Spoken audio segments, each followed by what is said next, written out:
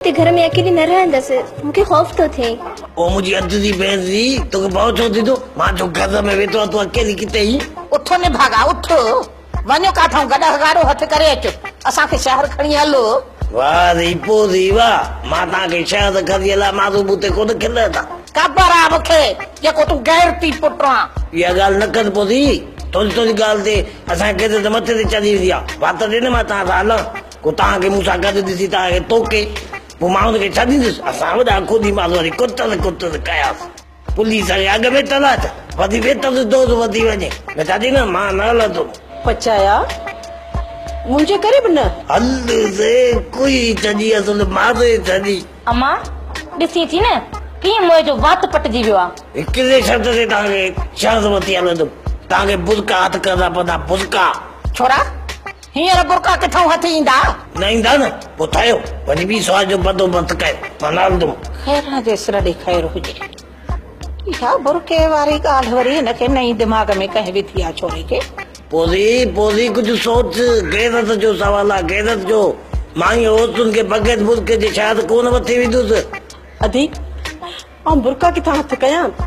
ठीकु आहे किथां न किथां हथ करे थी वठां तूं छोरे खे चओ गॾां गाॾो काहे अचे पोइ हलूं पाण। मां छोरे खे छा चवां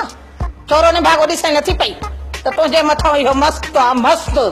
हाणे तुंहिंजे त हिकिड़े इशारे सां ई सॼे ॻोठ जा गाॾा काहे अचे बीहारींदो तूं मिड़ई चएसि इहा कुर्बानी बि ॾियणी पवंदी पोइ वेठो छो आहीं वञ न गॾां गाॾो हथ करे अचे पर पोइ ॻाल्हि मुंहिंजी ॿुधो मूंखे दोखे जी कई अथव ऐं हुते बग़ैर बुरके जी आयो हो न त मां गाॾो मोटाए वापसि हलियो वेंदुसि ॻाल्हि सिधी अथव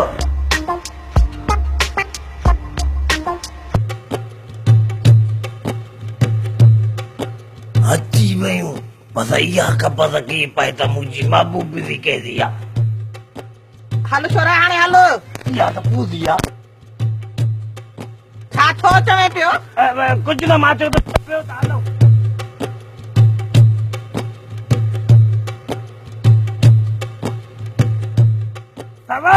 हा हा हलो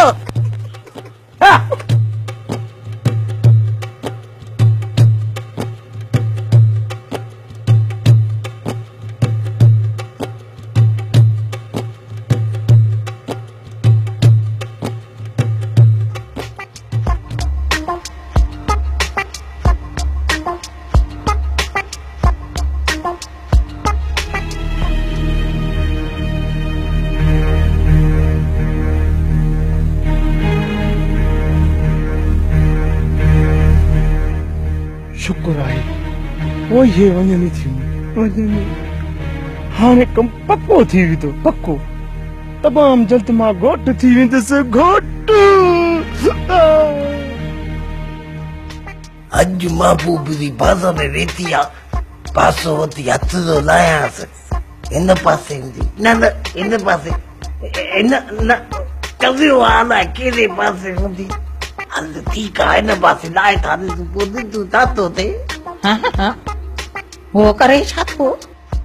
छोरो अॼु बताल छा थी थियो आहे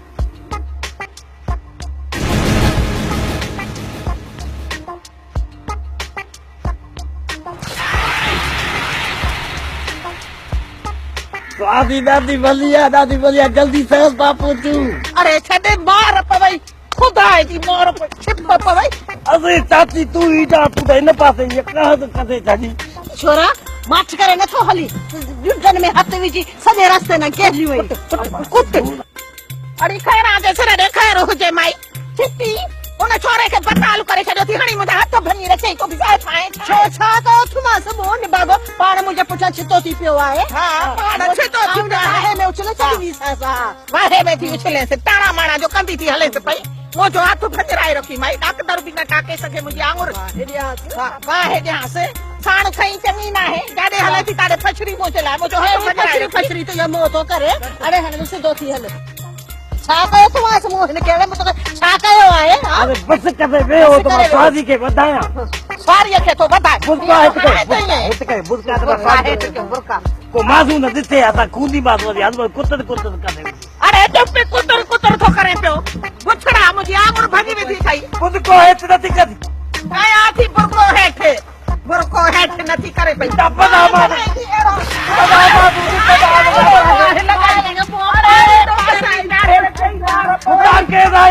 ॿुधी केॾी जाया ता छोड़ो